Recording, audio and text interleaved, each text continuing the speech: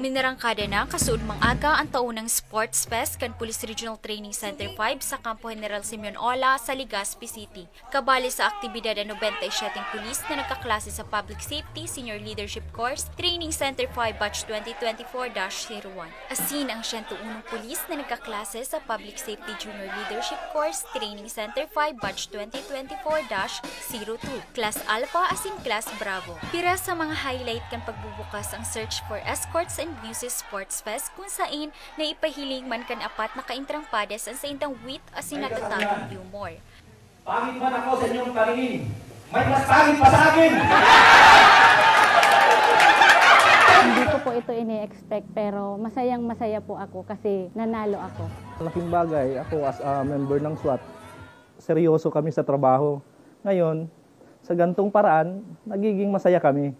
Naging Wespedi Honor asin speaker sa pagtiripon si Ako Bicol Party List Representative Congressman Attorney Jill Bongalon kung saan inumaw kang kongresista ang inisyatibong inikan opisina kang PRTC Bicol. Bentahin ang kay adaan na nagkakaigwan ng Sports Fest, ulita nagiging dalan ini para sa mas marhay na salud kang kapulisan asin mas pusog na pag-iribanan.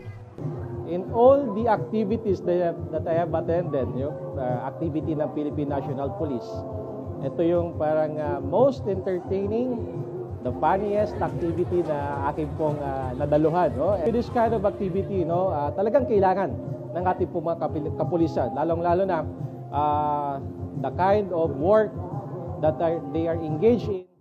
Maugmaman ang Pamayokan Training Center sa Bicol na si Police Colonel Avelino Garrido Jr. na mahiling na nag-e-enjoy sa mga pakawat ang sa indang kapulisan. Laom niya na sa tabang kan aktibidad mas maging disiplinado asin physically fit ang mga pulis para mas maging epektibong public servant. It was a success, especially with the presence of our guest bonus speaker, si Congressman Attorney Jill Bongalon.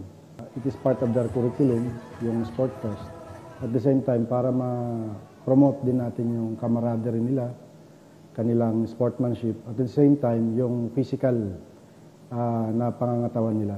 Presente man sa pagtiripon ang mismong Pamayokan PNP Bicol na si Police Brigadier General Andre Dizon. Mientras tanto, madurar sundo sa Webes ang aktibidad. Makakareceive ng 20,000 pesos gikan sa Ako Bicol Party List ang grupo na bibistohong kampiyon. Napaka-importante ito sa mga schooling natin para ma-develop yung tinatawag na social interaction nila. Dahil sila ay galing sa iba't ibang probinsya. Sila ay inipon, binuo dito sa loob ng RTC 5. May tema na aktibidad na Peacekeepers Play United in Sportsmanship Inspired by Service. Para sa mga baretang tatak Bicol, Angela Calves.